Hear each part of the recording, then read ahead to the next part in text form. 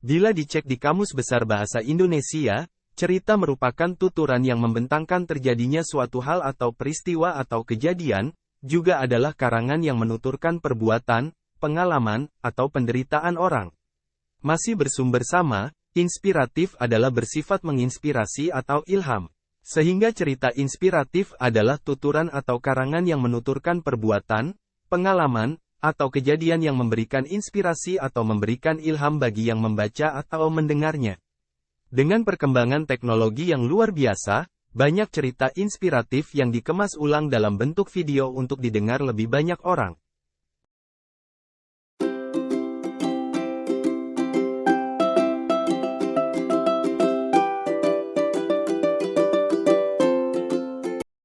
Dari tahun ke tahun, generasi ke generasi, Indonesia kaya akan cerita rakyat dan dongeng yang kisahnya terbilang inspiratif dan memberikan pesan moral yang luar biasa. Dalam penulisannya, cerita inspiratif perlu mengikuti struktur agar pesannya bisa lebih mudah diterima. Agar lebih jelasnya, berikut ini adalah 8 contoh cerita inspiratif dan pesan moralnya. 1. Diri sendiri. Setiap orang membuat hidupnya unik, jadi tidak ada yang perlu berada di sana dengan hal yang sama. Ini adalah kisah perjalanan tentang seorang pria. Tapi bukan itu masalahnya, karena menemukan diri sendiri atau bahkan mencintai diri sendiri bukanlah tugas yang mudah. Aku selalu takut menjadi diri sendiri karena aku tahu betapa buruknya saya. Seringkali aku membuat kecewa orang lain yang berharap pada diriku, sementara aku tidak sanggup mengizinkan mereka masuk dalam duniaku. Setiap kali seseorang mencoba mendekat, maka aku akan menghapus kehadiranku dari hidupnya pada saat itu. Tapi tidak di depan orang yang baru saya temui ini. Nyatanya aku seperti diriku sendiri, tetapi aku harus tahu bagaimana mengendalikannya. Jangan takut menjadi diri sendiri. Dengan begitu, kamu bisa melampaui batas dan menjadi lebih baik. Selain itu, seiring waktu kamu akan mengerti bagaimana mencintai diri sendiri. Pesan moral, jangan takut menjadi diri sendiri. Dengan begitu, kamu bisa melampaui batas dan menjadi lebih baik. Selain itu, seiring waktu kamu akan mengerti bagaimana mencintai diri sendiri. 2. Masuk Harvard. Ada yang tahu Universitas Harvard? Universitas Amerika yang terkenal ini adalah impian kebanyakan orang untuk bisa belajar di sini. Universitas Harvard adalah salah satu universitas terbaik di dunia. Universitas ini berlokasi di Cambridge, Massachusetts, AS dan didirikan pada tahun 1636. Selain dikenal dengan akademik yang bagus, universitas ini adalah universitas tertua di Amerika Serikat. Tidak heran jika proses penerimaan di Harvard sangat ketat. Tidak hanya itu, mereka yang lolos ke Ivy League biasanya berasal dari keluarga kaya. Bukan berarti mereka tidak bisa menerima siswa dengan latar belakang yang sederhana.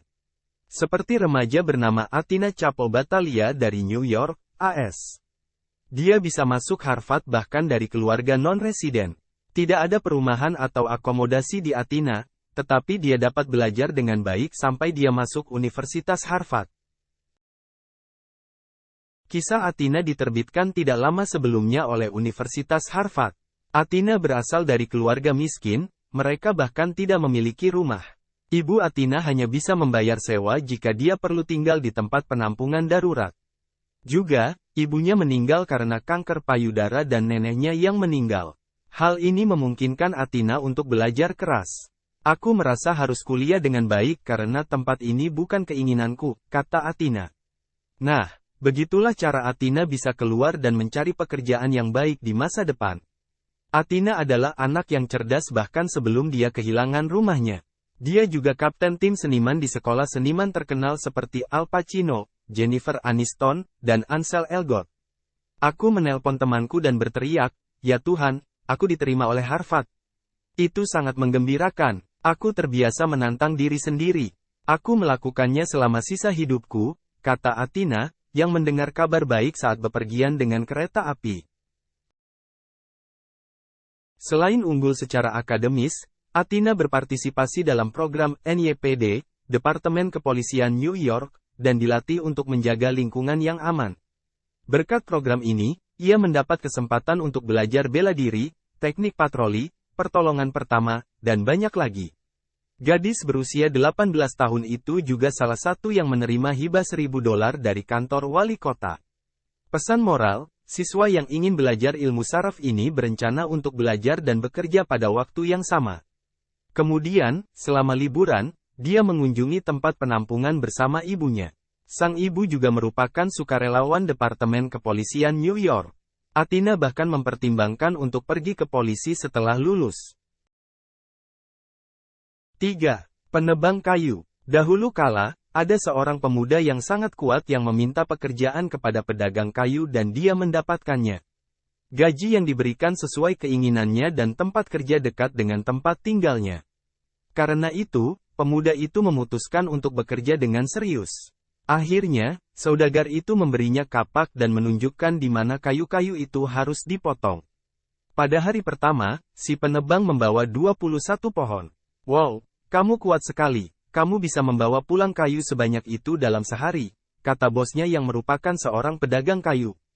Termotivasi oleh firman, keesokan harinya pemuda itu menebang pohon dengan usaha yang lebih keras. Tapi hari itu dia hanya bisa membawa 17 batang kayu. Dia bekerja lebih keras pada hari ketiga, tetapi dia hanya bisa membawa 10 dari mereka. Pohon semakin kecil setiap hari. "Aku pasti kehabisan tenaga," pikir penebang kayu. Dia menoleh ke pedagang kayu dan meminta maaf karena tidak dapat memahami apa yang terjadi. "Kapan terakhir kali kamu mengasah kapakmu itu?" tanya bos. "Mengasah? Aku tidak punya waktu untuk mengasah kapak. Aku sangat sibuk menebang pohon," kata penebang. Pesan moral, kerja keras saja mungkin tidak cukup untuk menjadi sukses. Kita juga harus bekerja dengan bijak. 4. Ibu. Lapak bunga Pak Tono dibanjiri pesanan. Dia sibuk membawa buket berisi ratusan bunga di atas mobil pick-up. Ketika dia sedang sibuk, seorang wanita muda tiba-tiba datang dan berkata, "Permisi, berapa buket kecil?" Pak Tono mengabaikannya sebentar dan menjawab, 50.000, Bu. "Maaf, apakah ada bunga yang seharga 30.000? Wanita itu, dia tampaknya masih remaja, mungkin baru mulai sekolah menengah pertama. Ukuran tubuhnya hanya menipu Pak Tono. Penjual bunga kemudian bertanya lagi, "Mau untuk siapa bunganya? Kamu bisa mendapatkan bunga yang itu hanya dengan 30.000, jawabnya sambil tersenyum. "Terima kasih Pak, ini untuk Ibu." "Apakah Ade berjalan ke sini? Pulangnya kemana?" "Sukamara Pak," jawab gadis itu. "Kebetulan aku juga akan ke arah sana. Kalau kamu mau, bisa ikut sekalian." Gadis itu awalnya tampak curiga, tapi akhirnya menerima tawaran Pak Tono. Pak Tono menemani pulang seorang gadis muda yang membeli sebuah karangan bunganya. "Nanti bilang saja ya kalau mau berhenti." "Ya Pak, ini sebentar lagi sampai." Tak butuh waktu lama bagi Pak Tono untuk melihat kerumunan di gerbang pemakaman umum.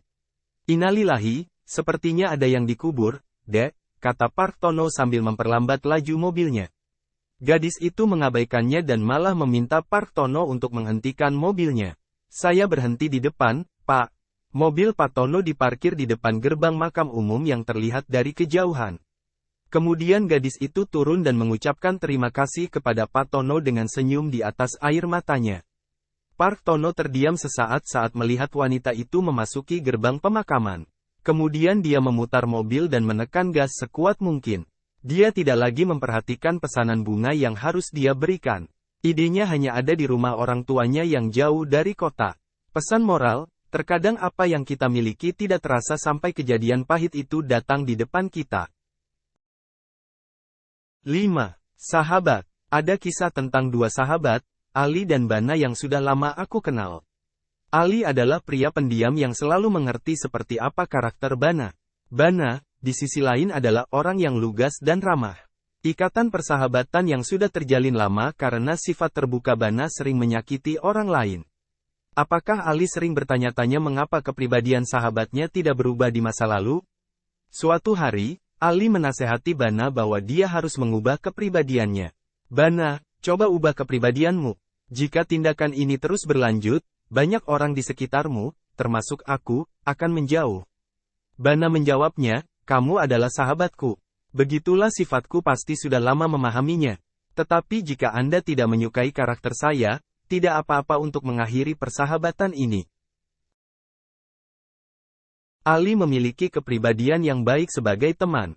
Dia menyarankan Bana untuk berubah karena dia marah atas kepribadiannya yang terlalu jujur, dan tidak mengerti situasi. Dia kesal, tetapi jika dia mengingat kebaikan Bana untuk waktu yang lama, kemarahannya mereda. Selama beberapa hari berikutnya, setelah lulus kuliah, Ali tidak meminta Bana untuk mengubah sikapnya lagi. Dia yakin bahwa Bana akan memperhatikan tanpa bertanya bahwa dia terlalu terbuka dan tidak berpikir orang lain tersinggung. Pesan moral, dalam sebuah persahabatan, kamu mungkin perlu memberi saran kepada teman-temanmu. Ini untuk dirinya sendiri, tetapi jika dia ingin memutuskan ikatan persahabatan dengan mudah, pikirkan lagi. Alasannya adalah bahwa teman ini sebenarnya memberi kita sesuatu yang sangat baik. Seiring waktu dan pertumbuhan, sifatnya pasti akan meningkat. 6. Sepiring es krim. Pada hari-hari ketika es krim Sundae harganya jauh lebih murah, seorang anak laki-laki berusia 10 tahun memasuki kedai kopi hotel dan duduk di meja. Seorang pelayan meletakkan segelas air di depannya. Berapa harga es krim Sundae? 50 sen, jawab pelayan itu. Anak kecil itu mengeluarkan tangannya dari sakunya dan mengamati sejumlah koin di dalamnya. Berapa harga sepiring es krim polos? 35 sen, katanya kasar. Anak kecil itu kembali menghitung koin. Aku akan memesan es krim biasa, katanya. Pelayan membawa es krim, meletakkan tagihan di atas meja dan berjalan pergi. Anak laki-laki itu menghabiskan es krim, membayar kasir dan pergi. Ketika pramusaji kembali, dia mulai mengelap meja dan menelan ludah dengan susah payah pada apa yang dilihatnya. Di sana, diletakkan rapi di samping piring kosong, ada 15 sen, tipnya. Pesan moral, kita tidak memiliki hak untuk memperlakukan orang lain dengan cara yang berbeda, apalagi memberikan penilaian berdasarkan harta atau penampilannya saja. 7. Memenangkan pertempuran. Adrienne Brown berbagi perjalanan penurunan berat badannya dengan Good Housekeeping. Adrienne suka makan dan sedikit terobsesi dengan makanan. Sebagai orang dewasa, dia memiliki 2 lemari es yang penuh dengan makanan.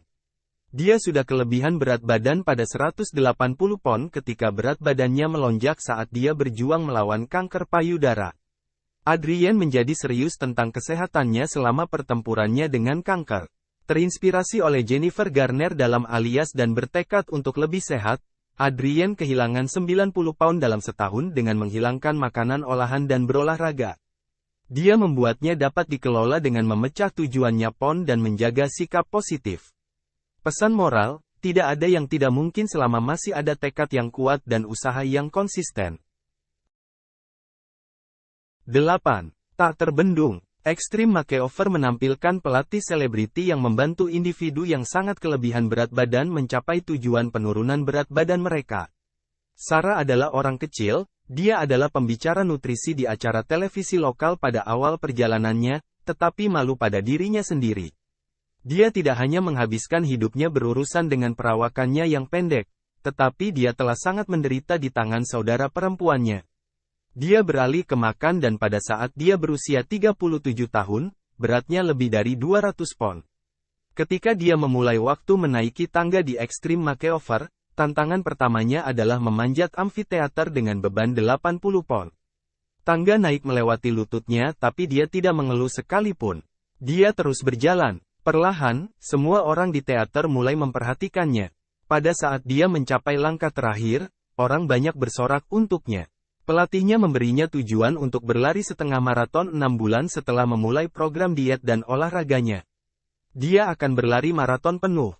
Pelatihnya menyarankan untuk tidak melakukannya karena itu akan menjadi sangat keras di tubuhnya. Dia harus mengambil banyak langkah ekstra karena perawakannya yang pendek.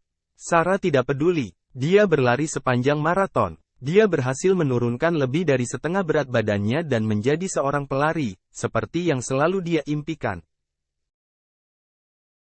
Pesan moral, berat badan yang berlebihan adalah awal dari berbagai penyakit, maka penting untuk memiliki pola hidup sehat dan berat badan ideal.